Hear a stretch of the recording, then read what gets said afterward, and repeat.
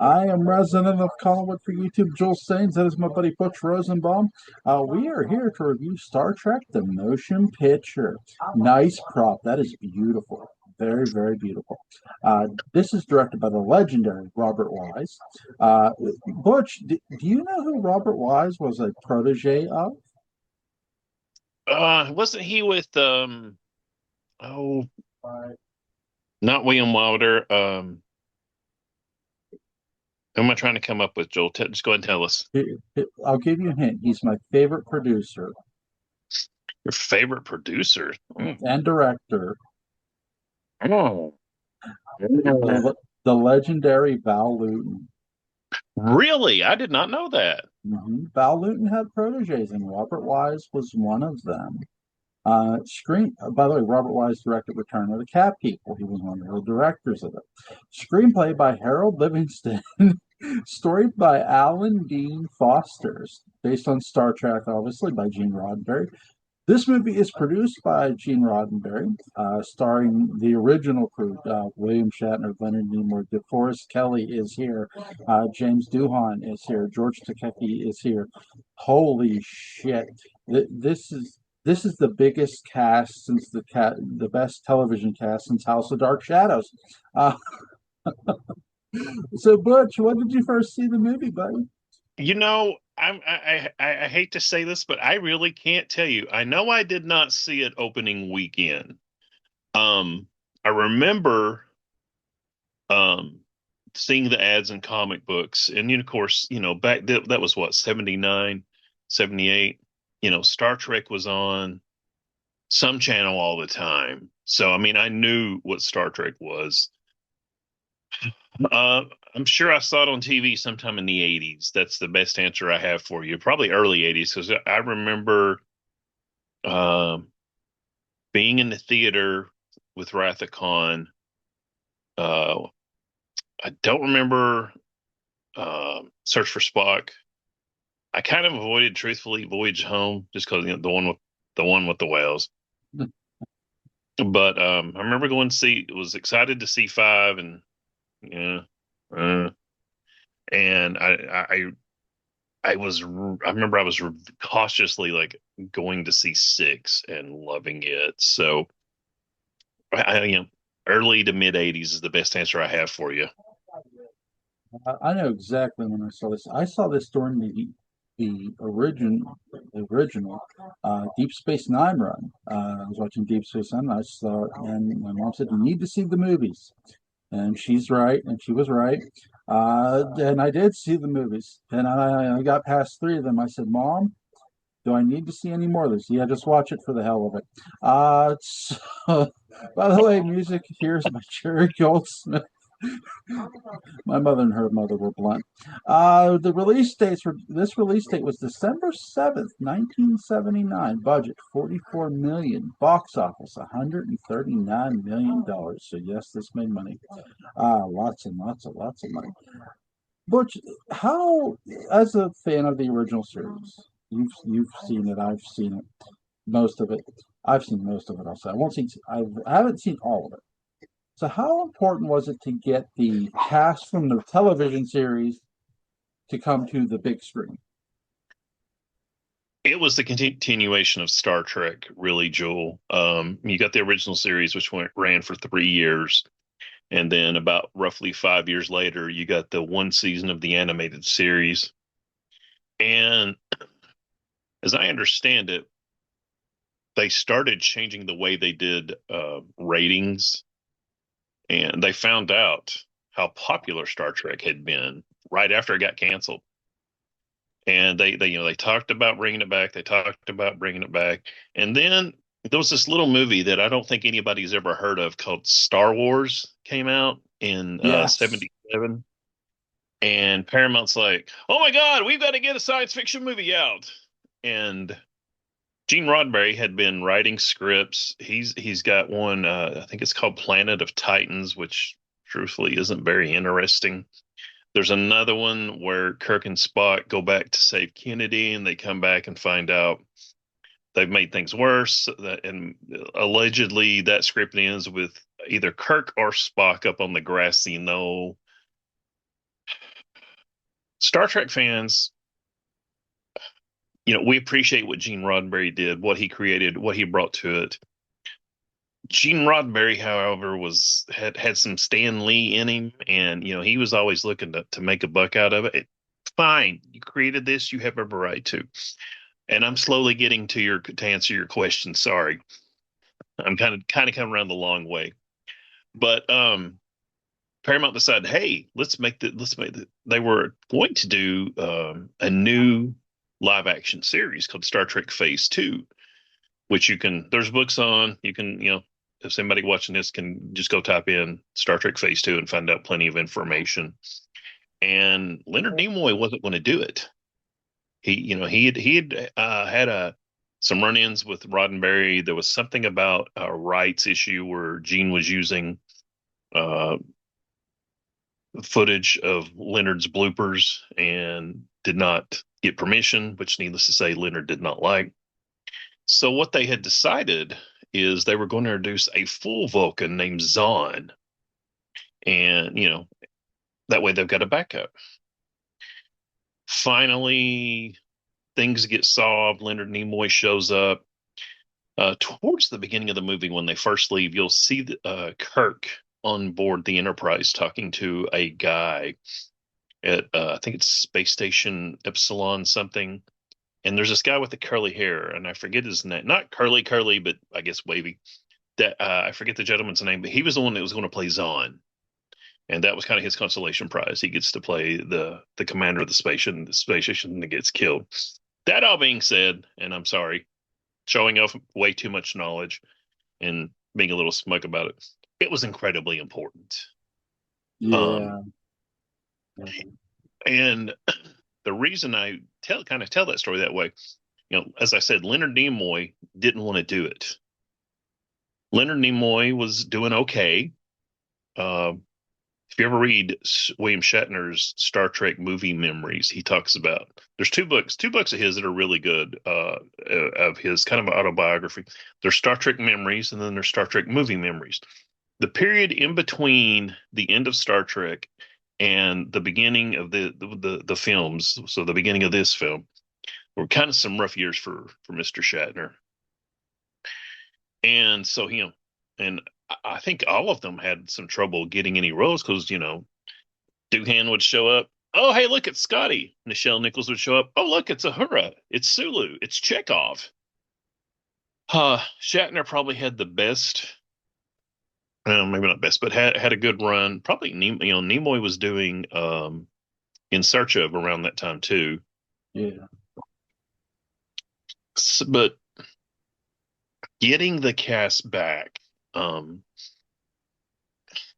I always thought until we did the Dark Shadows movie, I always thought this was the first. I call it the series, the movie. Right. Star Trek, the movie, Dawson's Creek, the movie. Whatever the movie. Mhm.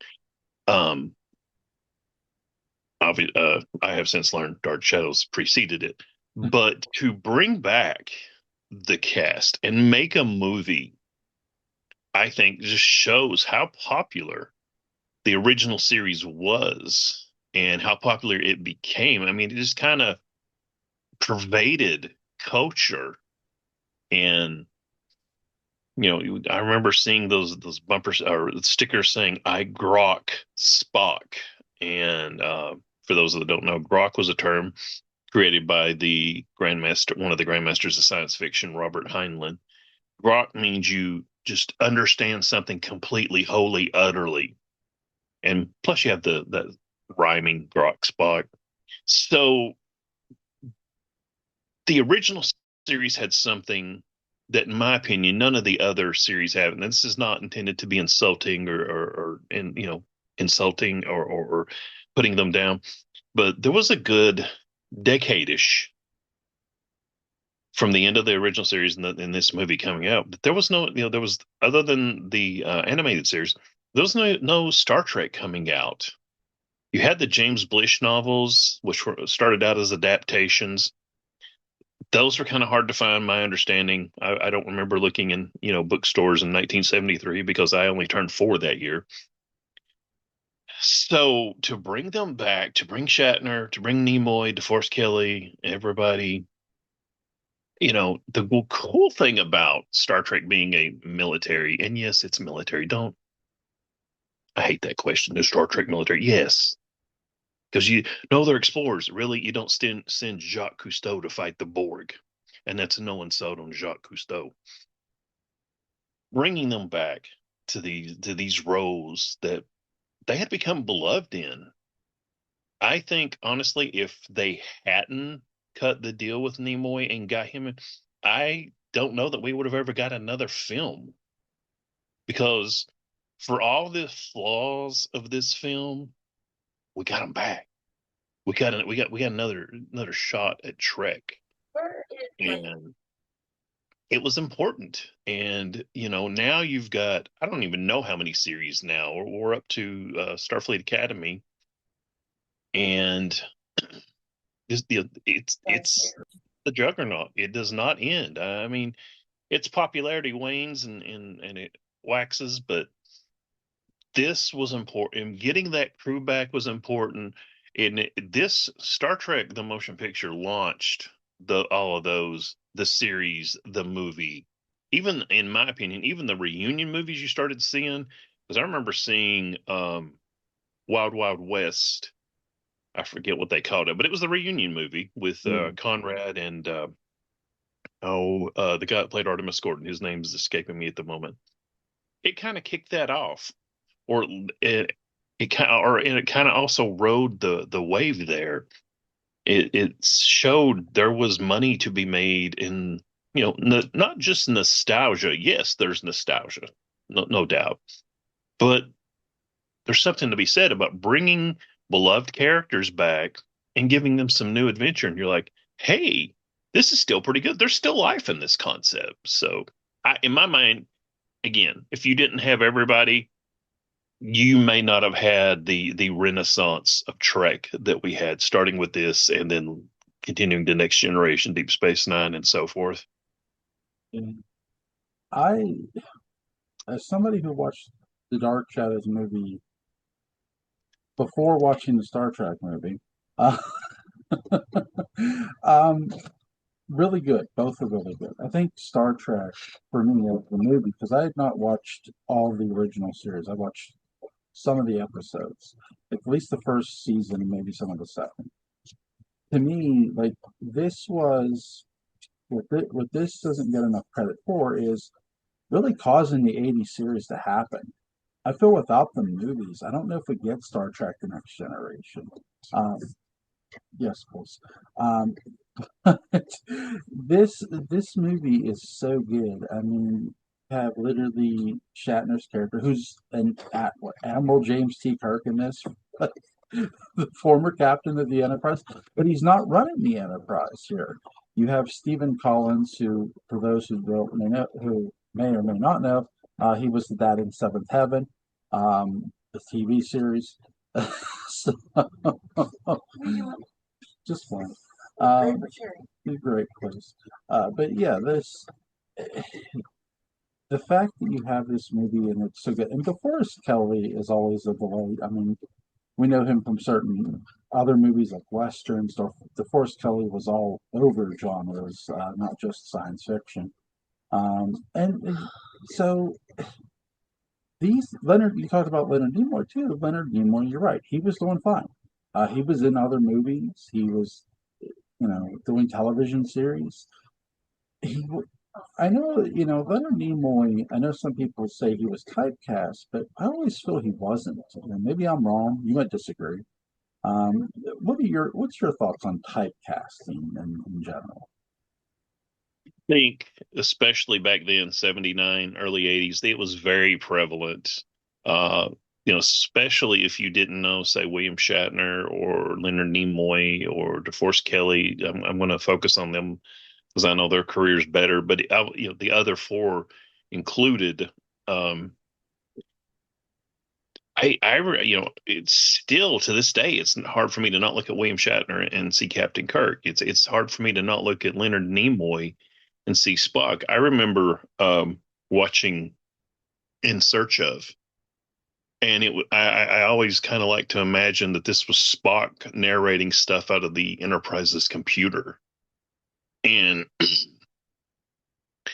there's a I want to there's two episodes of Columbo that I really enjoy. One has William Shatner and one has Leonard Nimoy. And I can't help. Leonard Nimoy plays a doctor who, if I remember, he kills. Who is it? It might be Denver Pyle, or he attempts to kill Denver Pyle, uh, who's known from westerns and eventually one of the worst television shows of all time, The Dorks of Hazzard. Yes, I hate that show, but it's just interesting because it's still I saw him, even though there's no he doesn't do the eyebrow, he doesn't say logical, I still saw him as Spock. Now, thankfully, I think we've learned, and Hollywood has learned somewhat that about typecasting and whatnot. I mean, Nimoy talks about it a lot in his. I've never read I Am Not Spock, but I have read I Am Spock. And he talked about for the longest time he would get the alien roles. I remember he was really excited when he got on Mission Impossible as the Great Paris. It's so funny every time you see it, it's the Great Paris, and he does like makeup, and like he'll be the old man, or he'll be the Middle Eastern guy, or he'll be this, or and he talks about what fun it was until he got to play he had to play the old man again, or the Middle Eastern guy again, and he felt very trapped. And a lot of the actors that I grew up with in the 70s, 60s, 70s, and 80s, they learned to escape it by doing theater. Well, of course, the average Joe fan isn't going to get to see that. So I think typecasting was very real. I will also say I think a little bit of it sometimes I believe was in their mind. And, say you're a casting director, you've got 20, 30 guys there to play for a role, and you see Leonard Nimoy. Maybe you don't know everybody's name and you're just going, hey, look, it's Spock. And Leonard Nimoy's like, I'm not Spock, I'm Leonard Nimoy. Oh, okay, yeah, calm down, Spock, calm down. So, and that may or may not have anything to do with their decision. But yeah, I typecasting was real way back then because um, here's one for you. O.J. Simpson was once considered for the role as the Terminator in the Right. original Terminator film. And nobody would ever believe OJ was the killer because he was just way too nice. Now that's kind of a reverse or anti typecasting, but that tells perception sometimes overrides reality. You know who I feel they missed casting as a female Terminator? We mentioned this when we were doing was Grace Jones. I mean, you talk about somebody who could play a female Terminator. God, she had the body, she had everything, she had the look. Um, but I do think you're right. Typecasting was a very, very big. I think Jonathan Frid would have been victimized this typecasting. I think certain actors could get away with it because I'll give you an example. Donald Pleasance, every time I saw him, I never looked at him as Sam Loomis.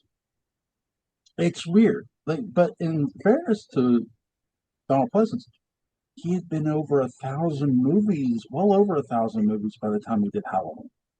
So he had been in a lot of films. He had been around. I think I think it's audiences' introductions to the actors and the characters they play, and when they get to play them, when they get introduced to your eyes, basically. Yeah, I would So, agree. like, you know what I mean? If you don't see an actor currently, right now, if somebody's on stage here, not seen on television, and then you see this actor, and then he plays this character that becomes larger than life, that's how you identify them as that character. I still think there's some of that today a bit, but I'll give a great example. I remember Jeffrey Donovan from the Blair Witch sequel movie, which is horrible, which is a bad movie. But most people remember him from a little show called Burn Notes, and they say, "Oh, Michael Weston." And I've watched that series; it's very very good. Yeah. But I knew him. I knew his. I didn't know him, but I know his performance from the Blair Witch sequel movie. So I knew who he was. I knew that he was an actor and he had been in another movie. But did everybody know that? No, no. And so I think there's contrast difference to it's not just it's when you see an actor and when he arrives firstly on television and when you see him with your eyes. William Shatner. Okay, the first time I saw William Shatner was Star Trek. Was this movie? I heard the name. I now people are saying John Carpenter's Halloween. Okay, let me say something. I get that's a Captain Kirk mask. Doesn't look like a fucking Captain Kirk. There's that. Yes, I knew that when I first watched the movie because my mother told me. Because newsflash, my mother was a nerd. But that's neither here nor there. When you, I knew who, I heard his name. I didn't know. I knew he was in roles when I first saw him. Also, this is interesting.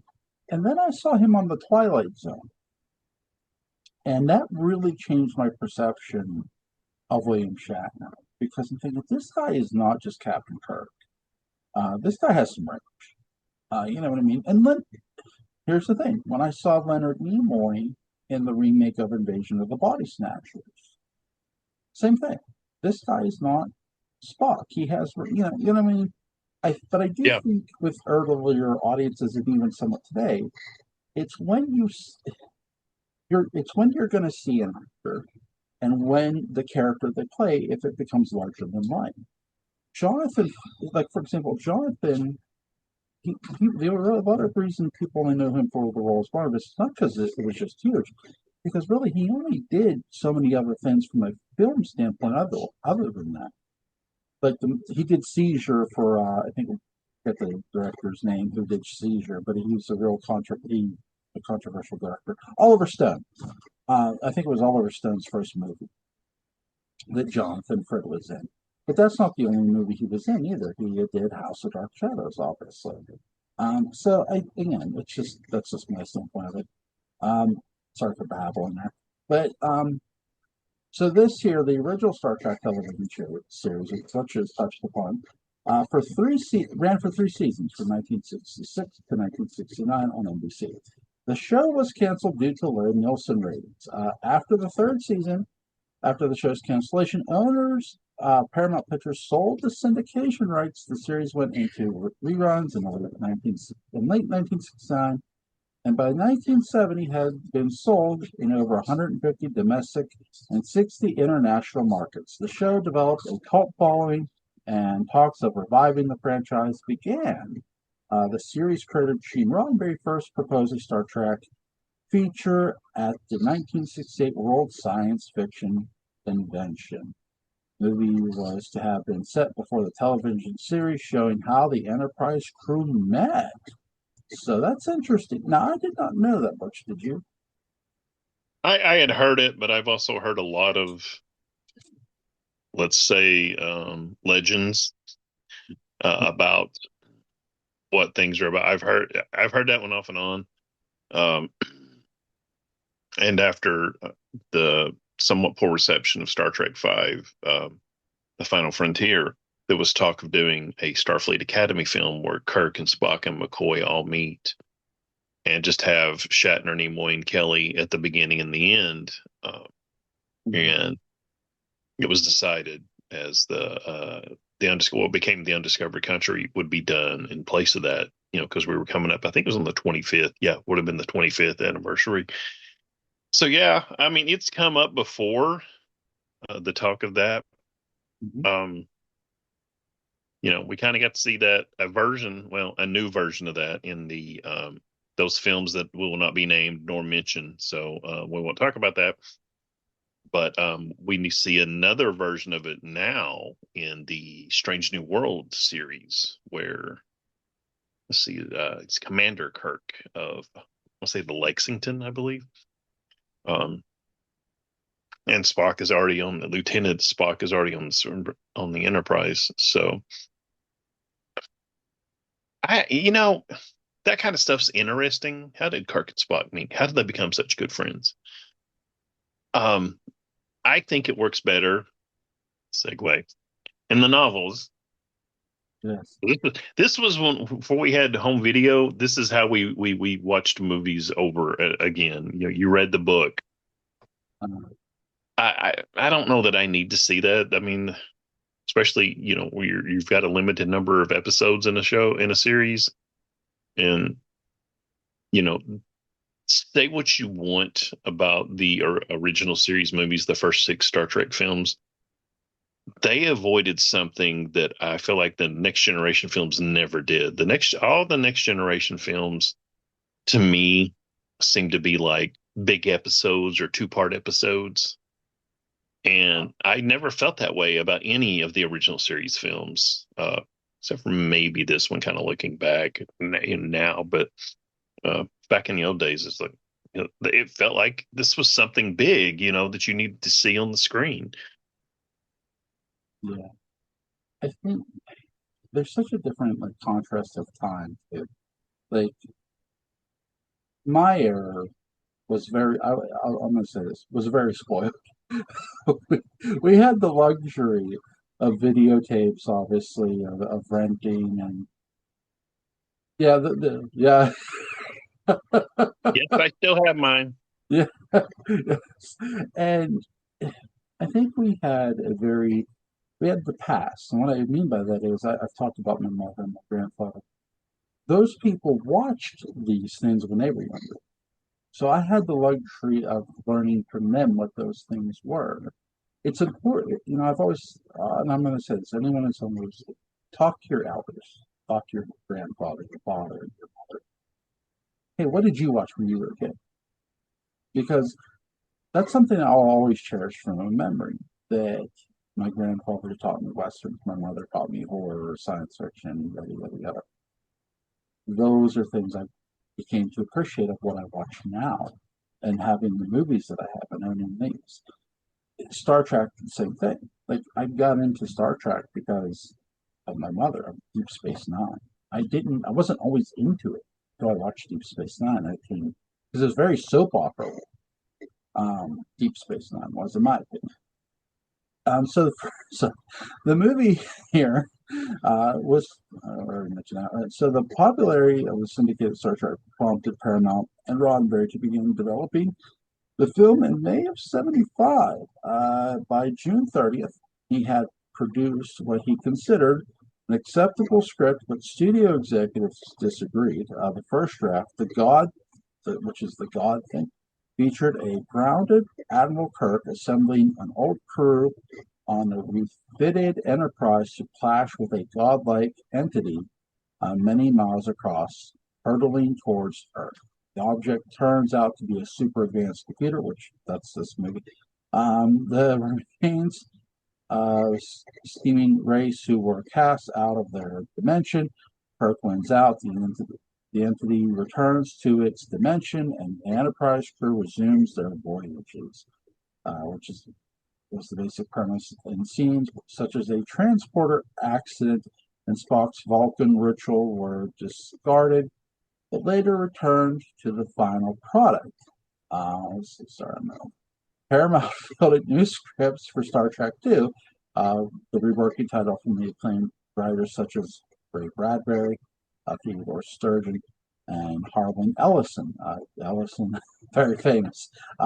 So was Ray Bradbury. Ellison's story had an alien race tampering with Earth's history portrayed a kindred reptilian race. Kirk and the crew are faced with the dilemma of killing off the reptilian race in Earth's prehistoric just to remain humanity's dominance. When Ellison presented his idea, an executive suggested that Ellison read Chariots of the Gods. Okay. So there's my next question for you, Butch. What a lot of people are linked to Star Trek, not Gene Roddenberry. Who's Do you have a favorite writer for Star Trek? Or... Well, honestly, to be truthful, Joel, I would have to like look at who wrote what. Of course, Holland Ellison wrote "City on the Edge of Forever," which is regarded as possibly the best episode of the original series. My personal favorite is Journey to Babel, where we first meet Sarek and Amanda, Spock's parents. Um, yeah, no, I'm not. Yeah, I'm not going to pick one without, and I'd have to spend like 20 minutes. Okay, yeah, he wrote this. Oh, he wrote but he wrote this one too. So, no, I'm sorry. Yeah, I'm sorry to do this, but no, I'm going to go with no. I mean, I respect the knowledge, the writing ability of Harlan Ellison. Also, his profound ego kind of turns it off too. So, um, there's a let's see, what was it? Theodore Sturgeon wrote an episode. I want to say he wrote a mock time where we meet Spock's betrothed to Pring. He also wrote part of was going to be another episode that was eventually turned into a novel. The title that may be The Joy Machine, but do not quote me on that. Okay, so here for props and models for this movie, first Star Trek models constructed were small study models for Planet of the Titans based on the designs by Adam and McQuarrie. But these flat hurled Enterprise concepts were abandoned when that film was canceled. Although one was later used in the space dock in the movie Star Trek III: The Search for Spock, and another later appeared in Star Trek: The Next Generation episode "The Best of Both Worlds."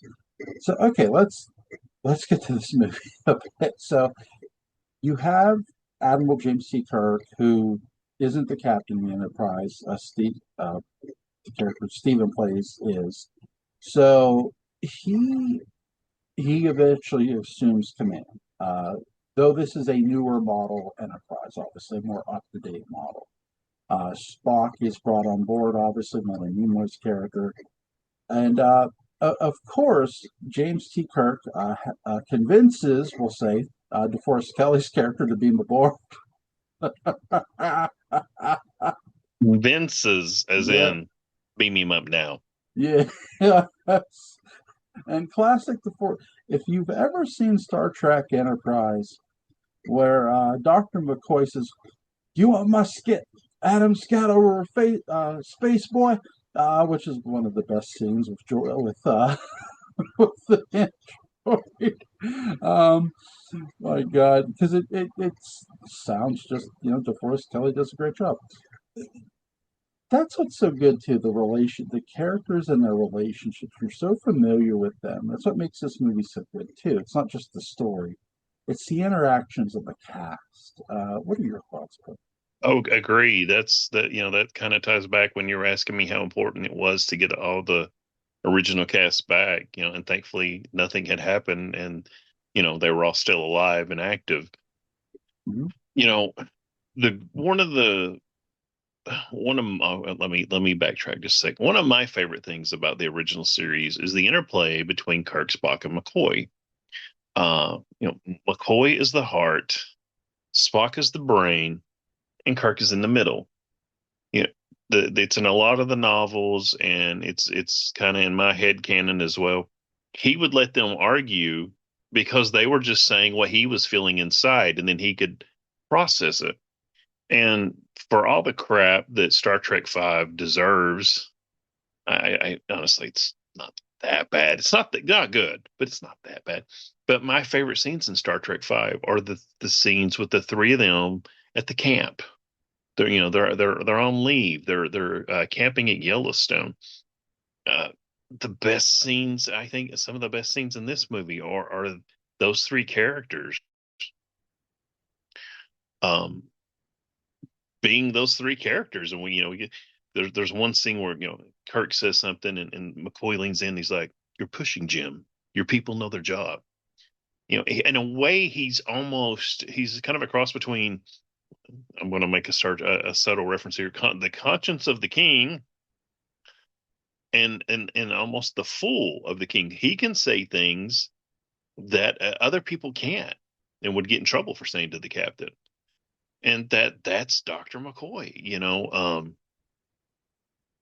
There's Spock is gonna at some point maybe do something, let's say logical, but maybe not rational. Mhm.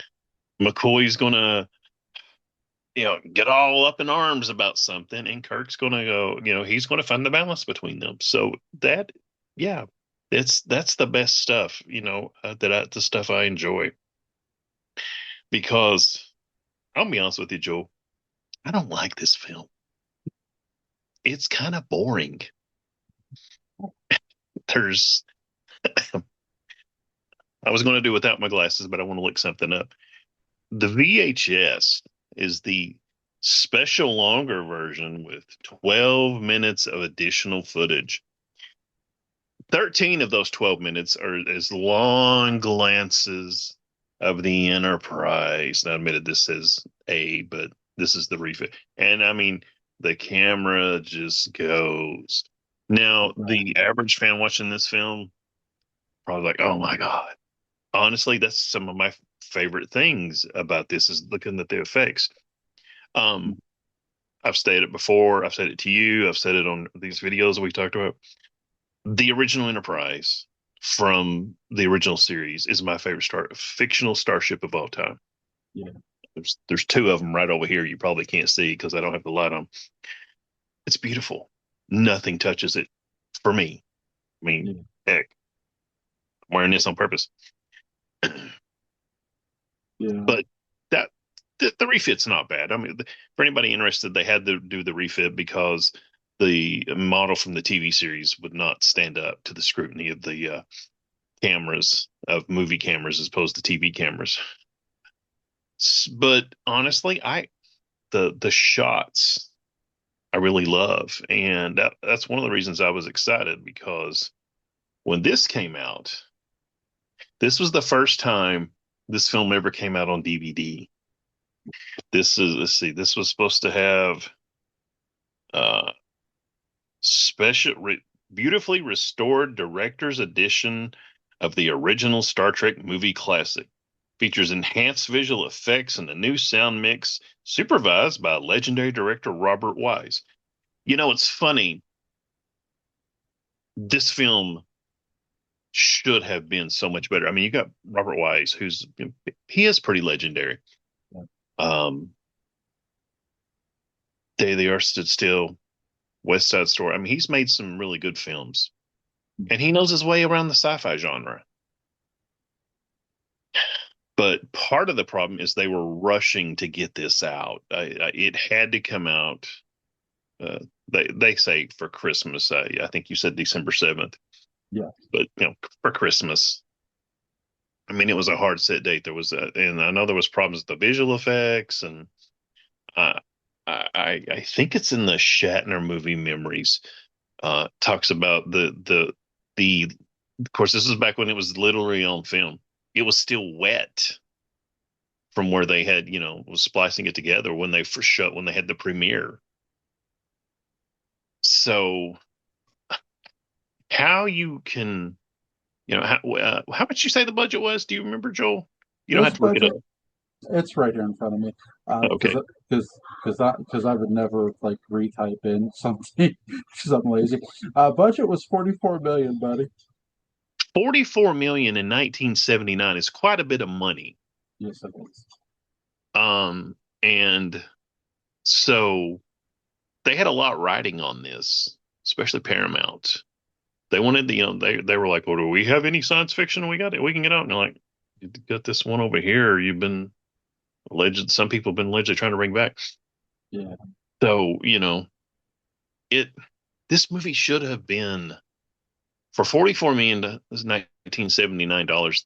This I feel like this movie should have had more, but as usual, time kind of got away, and we get the film here.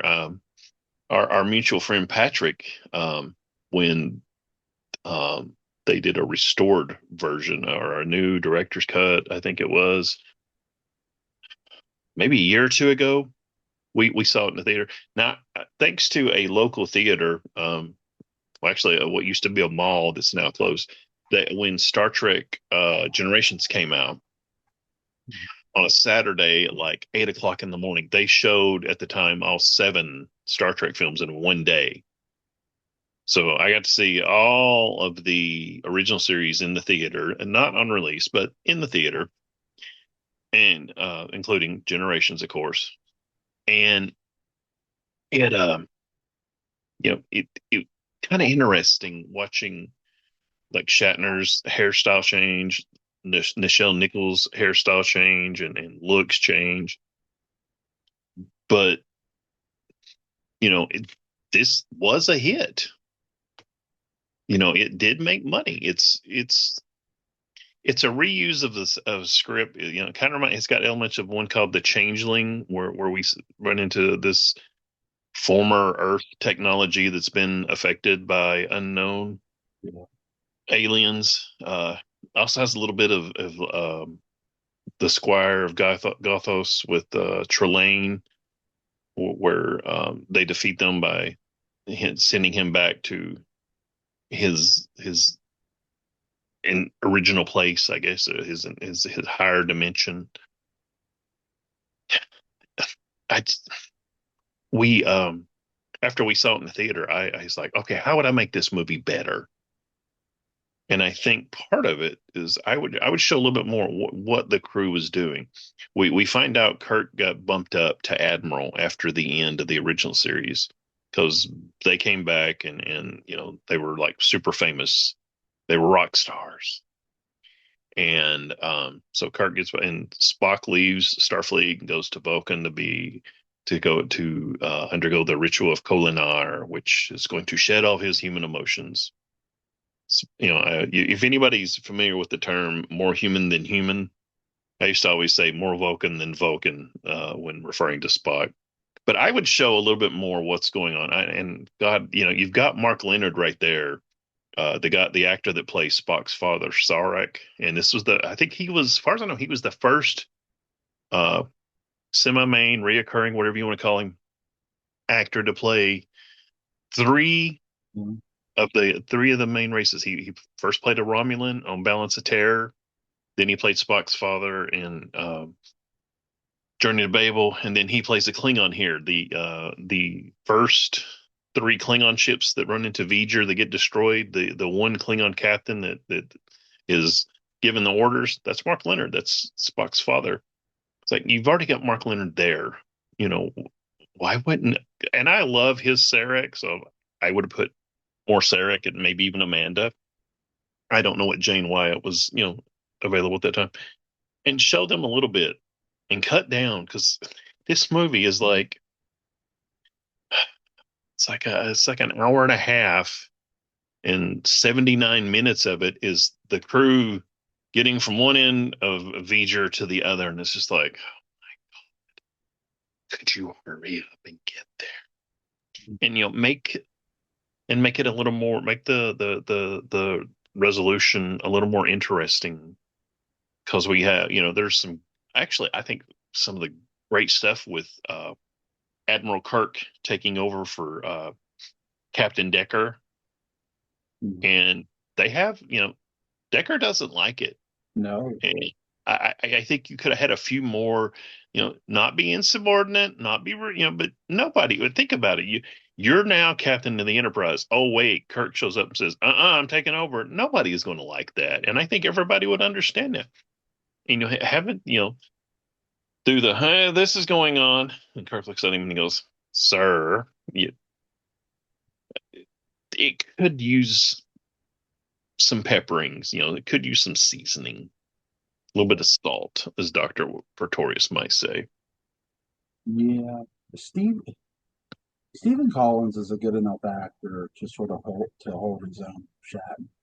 If you were to have that too, I think at this point too. Now, if they were wanting somebody a little more, whatever, who could have been, because I don't think Stephen Collins is unbelievable. I mean, he's very Nope. believable. You know what I mean? Um, so I agree with you. I feel there should have been a little more back and forth there.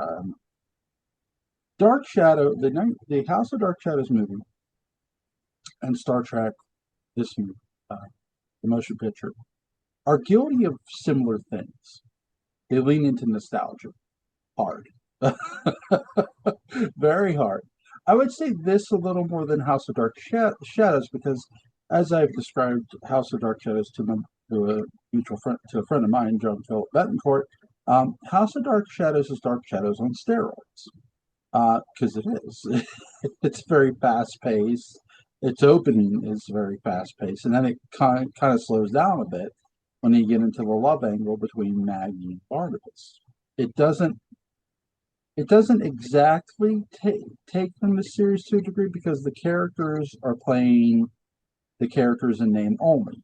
Here in Star Trek, they're not doing that. They are playing the characters from the series. That's a big difference too. This movie, you're getting a lot of what you saw in the series from the characters. They're not just playing them in name only. Um, there's a massive energy cloud that's going through space. It's like heading towards Earth. It destroys three Klingon warships, which is like holy shit. So there is stakes in this movie, but I do agree with you. This movie can be very at times. I don't want to say boring because it's not, but it's like just get there already. Like, I'll say boring. There are points of this film that are boring. I yeah. mean, there's no stepping around it. Going back to your Dark Shadows comment, I would argue that the Dark Shadows film was somebody went to Dan and said, "Okay, this is what I feel like he would have done if he knew what would have been popular, Hmm. what became Dark Shadows became known for and was popular for, and if he had started the series knowing what was going, which way he was headed with this." That's how that movie always seemed to be with me. But yeah, it's kind of a alternate universe slash retelling slash whatever term you want to use. Yep. But yeah, I mean this is nostalgia. We have these characters and these actors back, but it's not just, oh hey, look who's here. Like I want to step on some toes here. I don't know if you've ever watched any of the Picard series, Some of but it. Yeah. the third season, they finally gave in and brought, it's basically Next Generation season 8. Not there's anything wrong with it, because one of my biggest complaints about Picard season 1 is, who are all these people? I don't care about them, and it gave us no reason to care about them, at least for me. Um, but in season 3, when everybody comes back, you have, I forget the actor's name, but he played Moriarty in Next Generation. He also played the butler on The Nanny with Fran Drescher. And I was like, oh, his name's Daniel something. I forget it, but the actor. And I was like, oh gosh, they're bringing Moriarty back. It's like, oh, I'm really excited. No, he's in it for one scene, Yeah. and I'm like, that's just that's nostalgia bait. That's what member berries is what somebody calls them. As in, hey, remember these? Yeah. And this isn't just member berries. This movie. There's actually a story to be told. There's actually things to be done. Characters have progressed. They even, I mean, Kirk is kind of a jerk. Aha! See what I did there at the beginning of this film, Yes. and Yeah. he's because he's been bumped upstairs, and he's an admiral and he's not doing what he's meant to be doing. He's kind of lost his touch a little bit. He's still I mean he's still Captain Kirk. He's just like Uhura says, our chances of coming back from this mission just doubled. Yeah. Um, but you see where he starts at the beginning. I mean, he's lost his edge a little bit. He's out of sync, so to speak, and we see him regain it. Hmm. And there's something here that's in this film that I think becomes more and more important as the movies come on and the character continues of Spock, because Spock. really wanted to be more Vulcan than Vulcan. He very logic. No, we don't do this. Blah blah blah. We don't do this here, so to speak. Spock realizes that when he mind melds with V'ger, that logic, and I'm going to use something from 5 movies from now, logic is the beginning of wisdom. Yeah. And he realizes, first of all, he realizes I'm not a Vulcan, or I'm not just 100% Vulcan. I'm half Vulcan, half human, half Terran. And that just Vulcan, just logic will not work for him. Because when he's laying on the medical bed and he's doing he's got him and Kirk are doing the fist, the double hand.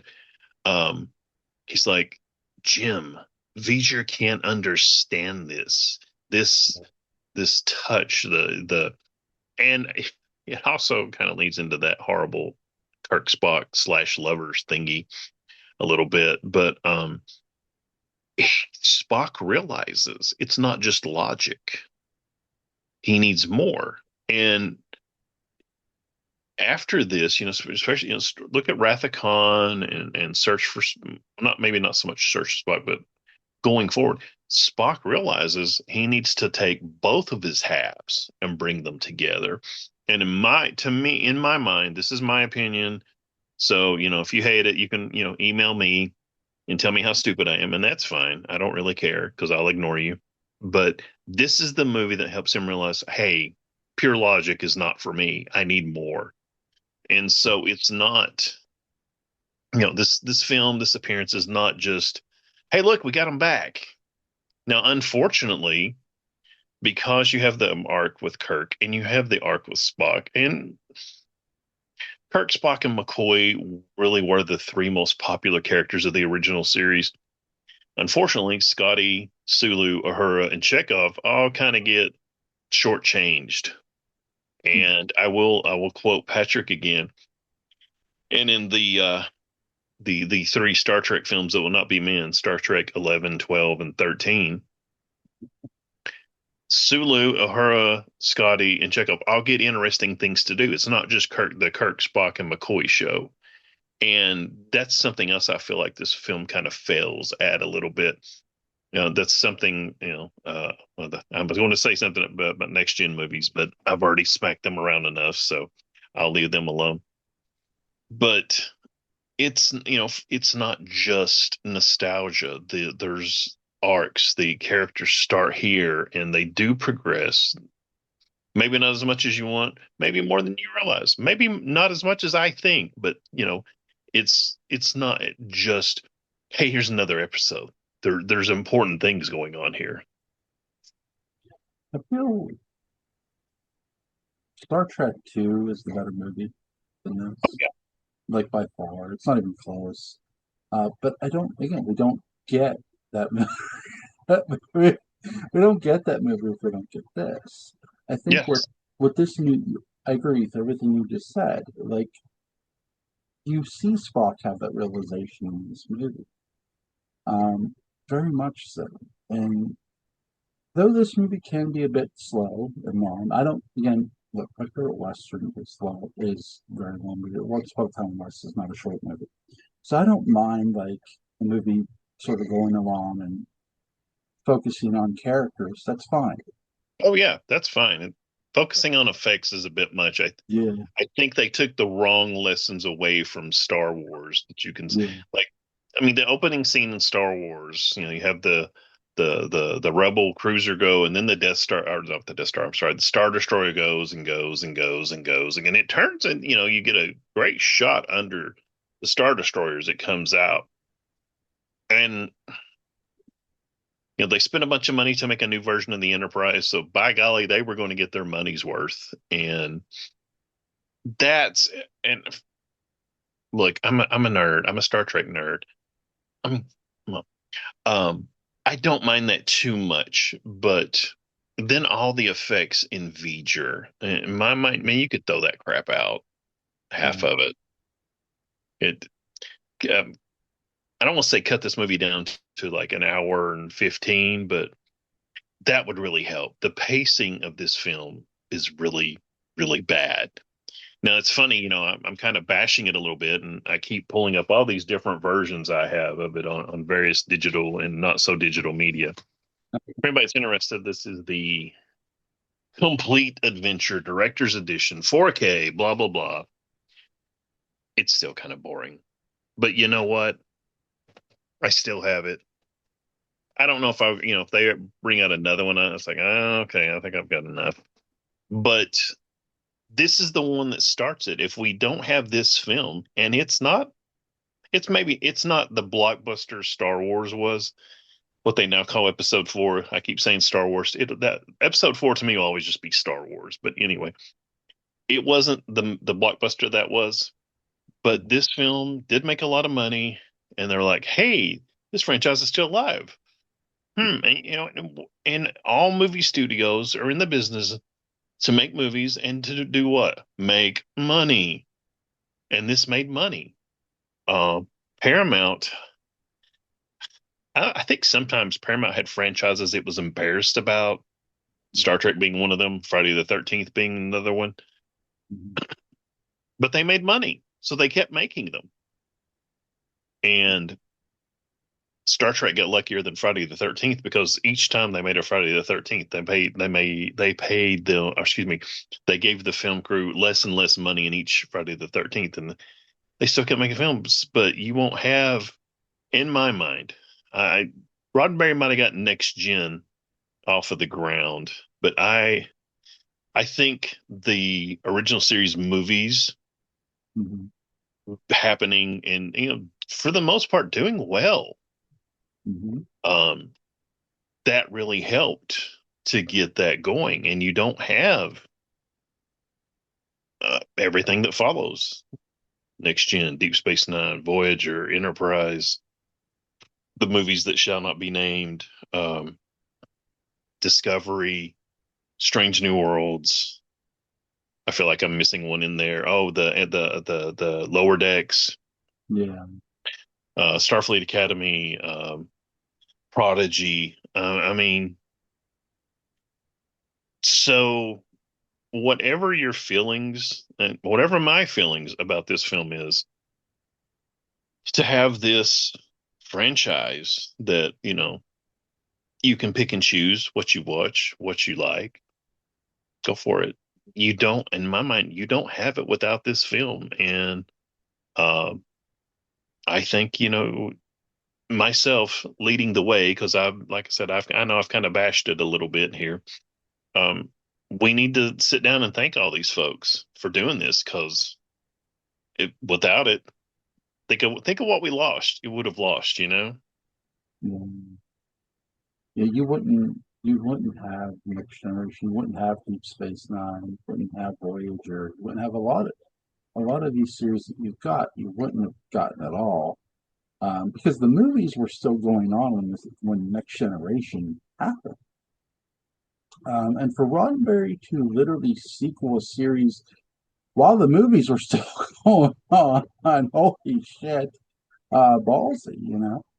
But this movie launched, well, the original series launched the movie, but the movie launched a whole new series, the movies did, and launched other series as well, series on top of it. Well, no, it's Currently, what's funny about this? They Paramount apparently felt like the motion picture could have slash should have made more money, and basically they blamed it on Roddenberry. So they, when they decided to do what became Wrath of Khan, the second one, um, yeah, I guess really the only real franchise that was going at that time, movie franchise, would have been James Bond. I don't think there were, well, Star Wars would have been the Empire Strikes Back would have come back, but there weren't many yeah, movie franchises.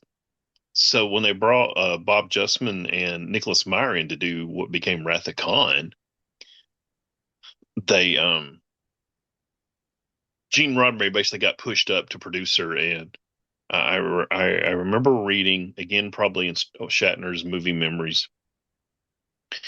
There was, I think it was Bob Justman got some kind of note from Roddenberry telling, "Oh, we that some character wouldn't do this or something," And Justman went to whoever at Paramount, and they're like, just ignore him. You do not have to listen to him. So Roddenberry effectively being promoted out of his franchise, if you will. That's another thing that led to the direct creation of Next Generation, and that's why it's syndicated, or he chose to syndicate it. One, because cable was really, really had gained ground in homes, and you had that option. But also, he wanted a franchise for him to be in charge of it. So I would say that one, you have the financial considerations, and the these films are making money.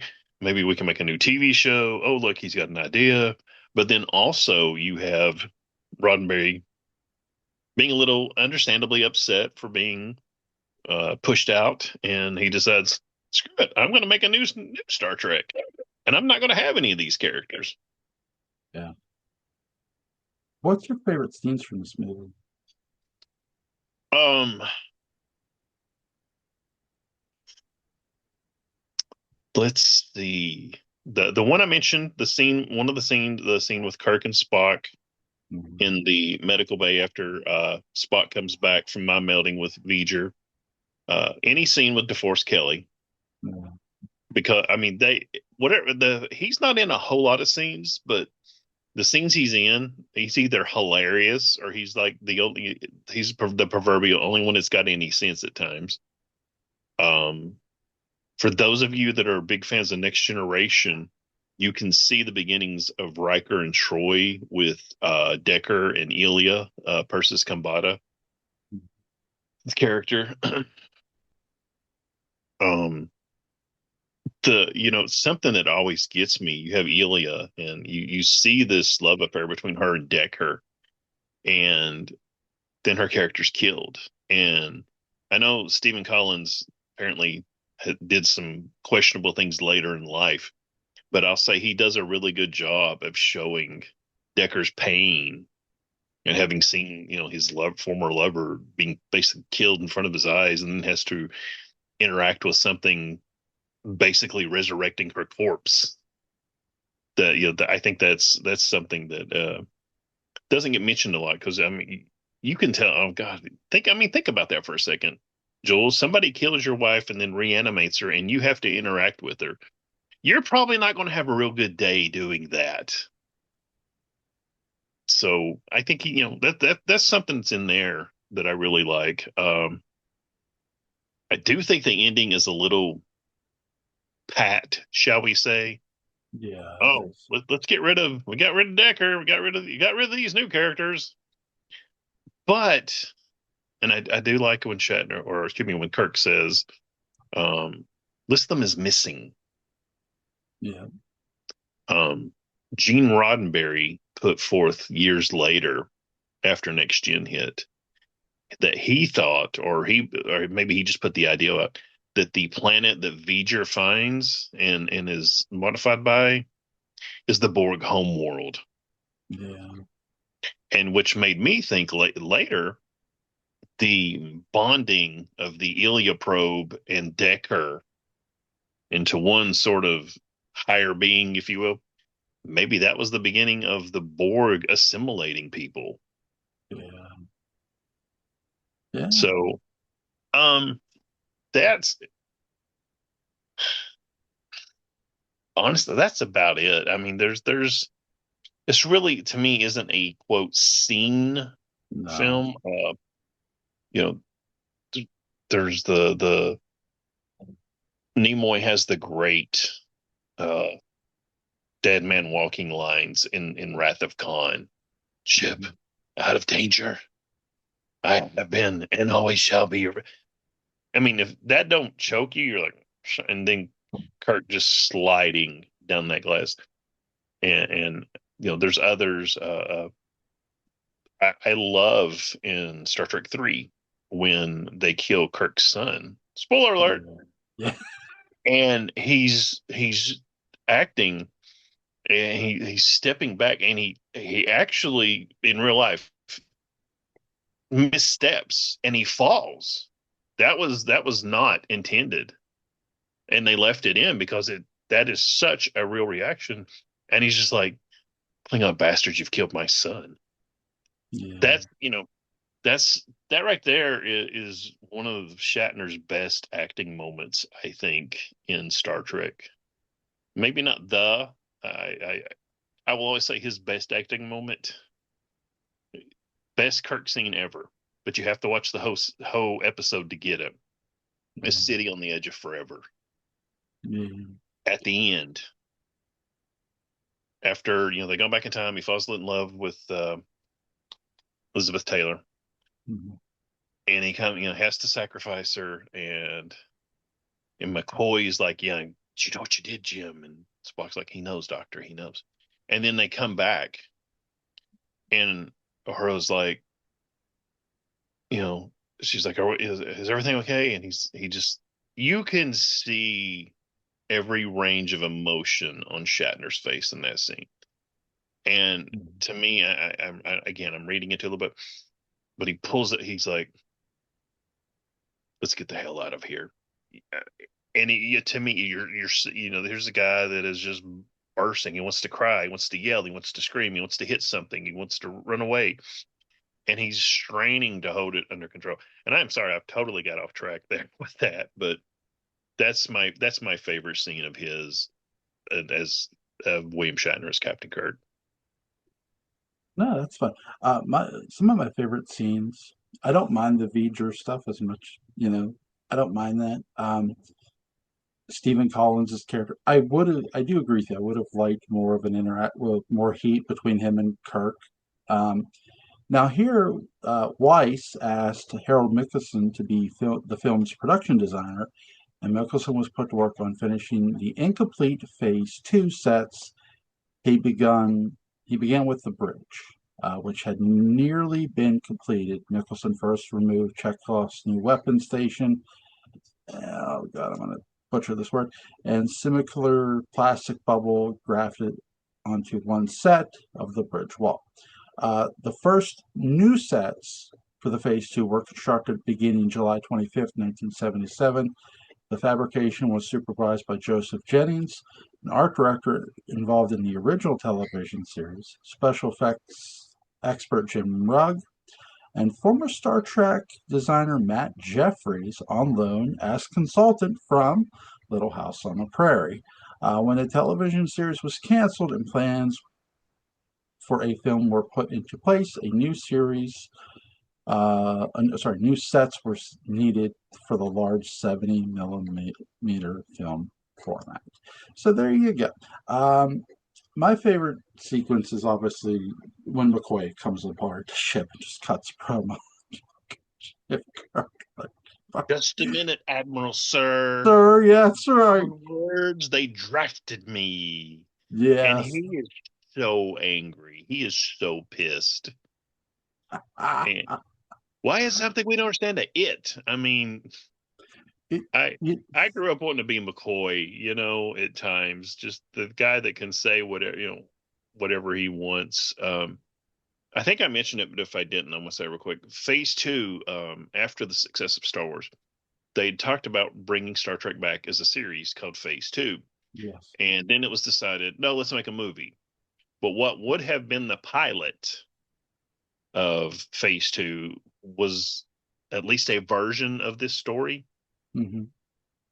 That because that includes Zahn because Leonard Nimoy at the time wasn't coming back, and honestly, I think it's in the Phase Two book I have. They talk about the reason they introduced Decker was in case Shatner played hardball, they could always just, oh, Captain Yeah. Kirk or Admiral Kirk had to leave. You're in charge of the Enterprise now.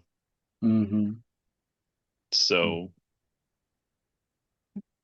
just odd bits of trivia there, and I don't think Ilya was killed in that version either because there was like 10 or 12 scripts written for Phase Two, one of which was this was such a poor choice, where Ilya gets impregnated by an alien intelligence. Thank God some of these things didn't make it. However, it was reused. I believe it's in Next Generation season two, The Child, where Deanna Troy gets impregnated, and like she has a little son that just suddenly grows up in the space of, 52 minutes and leaves. And I think there's two scripts from Phase Two that were reused on Next Gen when they were needing, and neither one was that good. So honestly, I think maybe doing this movie was a better choice than Yeah. doing the series. Scale 1 to 10, what do you give the movie? I've been doing that in the back of my head the entire time. You do it on 1 to 10. I do it on 1 to 5. So I'll do it on my scale and then translate to yours. I give it a 3.5. So I guess that goes to 7 on your scale. Are there Ooh. good things about this film? Oh yeah, yeah. Uh, the updated Enterprise, which the for those that don't know, the original Enterprise, Kirk's original Enterprise, is a Constitution class, and this is called the Constitution class refit. It's about my third or fourth favorite starship in Star Trek. It is beautiful. Don't misunderstand me. Mhm. It's not the original, which is the beautiful, but that's beautiful. There's some good performances. It's good to see the crew back together again. Again, I think you could have done more with the story and what, rather than just, hey, they bond and they flow. Like, well, maybe even have a few, a scene or two with this new entity, and talk with it a little bit. And then again, maybe not. Maybe it's better that way. Um, it has its flaws, it has its warts, but and I think I've described it this way a lot.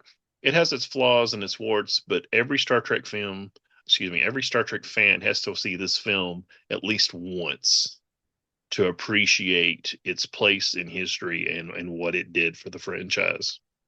Mhm. What about you? What do you give it? For a film, because this thing deserves more than one rating, uh, 7.5. For its impact on the franchise, it's a 12. Oh yeah, yeah. Because as a whole, its impact is much more. Film, it is again, it's a bit boring at times, at parts. The effects are a bit much. I mean, again, you're opening the book of a movie. Wrath of Khan will always be the better movie. Speaking of receipts for the search for Spock, I'm going to quote the great Leonard McCoy, that green bastard.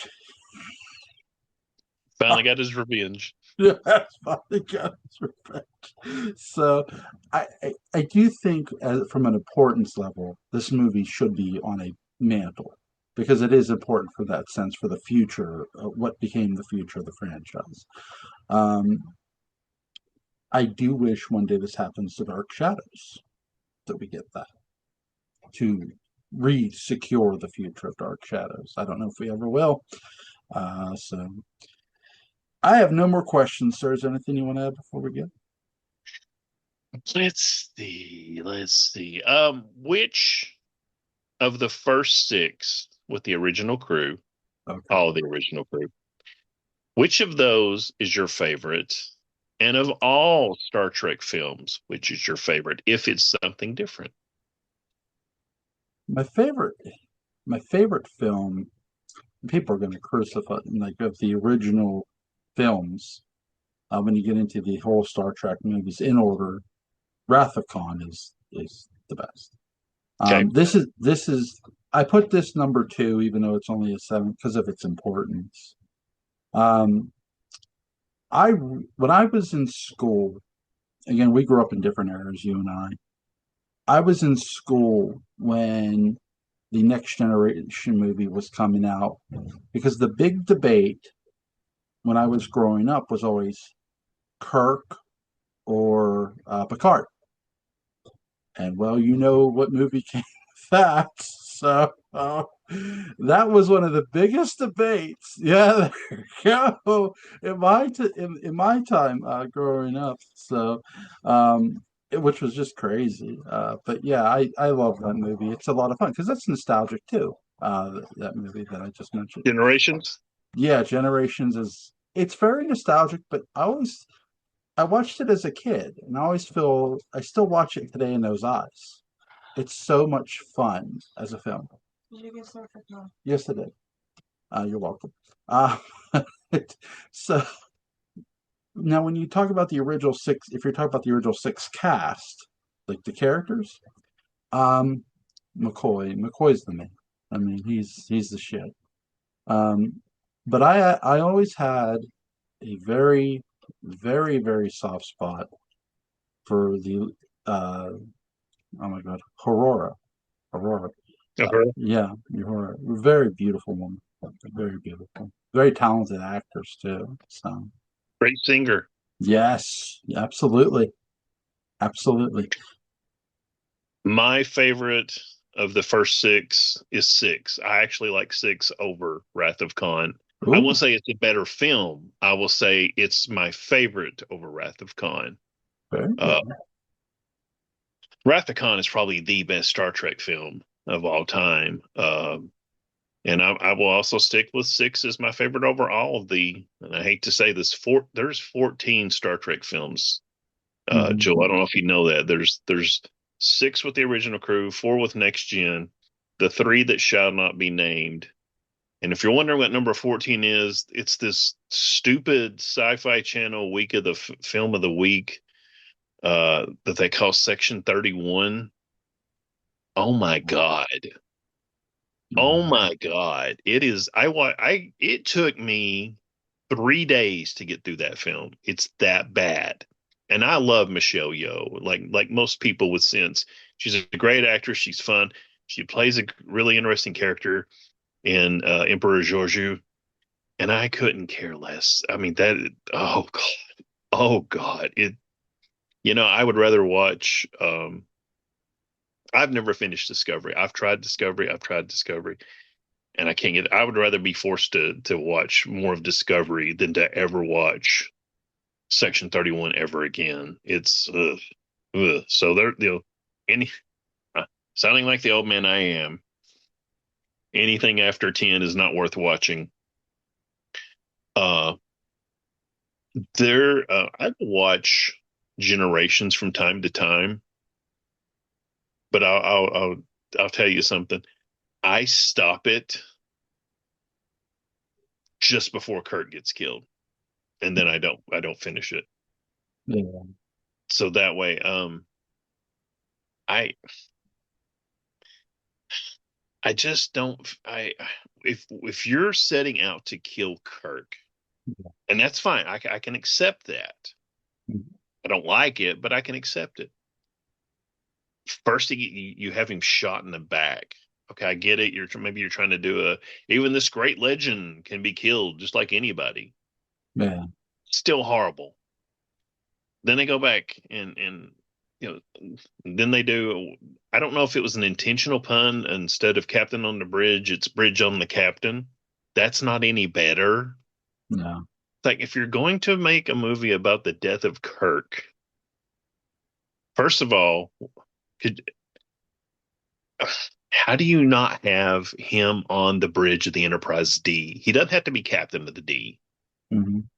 but you have him there, and maybe uh they're beaming everybody off, and somebody has to stay and hold the button, Yeah. and Kurt goes down with the Enterprise. To me, that would have been better. He's on the D, and he helps the next generation crew get off and be safe. Hmm.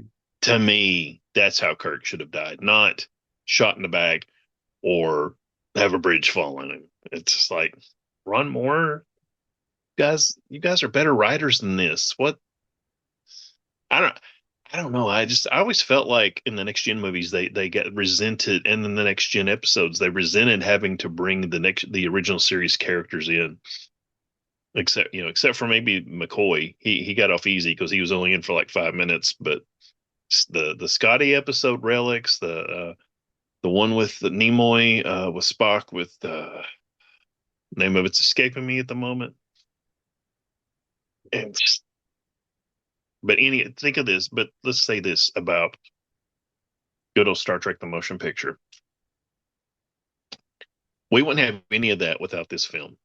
So No, yeah, they you're won't. right. This film deserves 2 ratings, and I agree with you. It's a 12 out of 10 because we don't get any of the rest of this without this film. So you I don't think you can overstate the importance of this film. Okay. Wrath of Khan, number one. This for me, this movie is number two. Number three, I would put number six as number three. Um, I don't care about the whales, so don't care. Care. If I watch four, it's at the beginning and at the end, pun intended. Um, when they're in the future, when they go Yeah, back to the 1980s, I couldn't care less. yeah, yeah. I would love, I'm also a big Battlestar Galactica fan. So, Hmm. so I know how I want the opening of Battlestar Galactica to go. So there you go.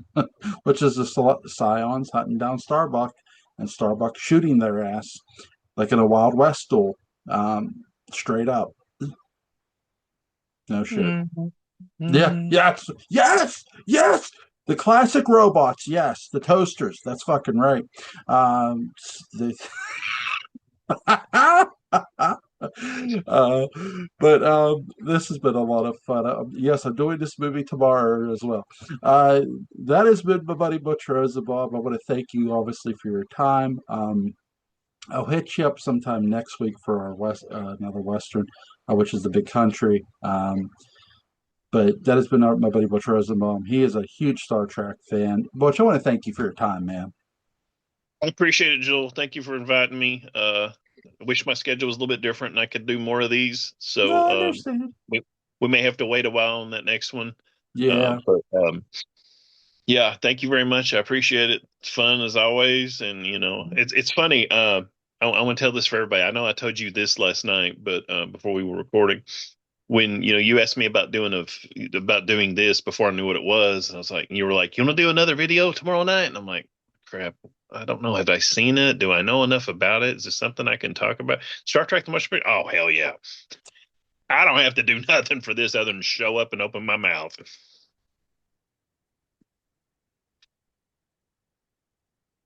Uh, I've mentioned this to you are a huge collector, which I applaud. I applaud. The only thing I really collect are DVDs, um, because I love physical media as much as you do. So, but there are things I do collect. Some toys sometimes. Like I've got a bunch of Halloween stuff around here. Michael Myers eccentric. So, um, Butch, buddy, have a good night. Be safe. You as well, Joel. Everybody out there, live long and prosper. Bye bye. See ya.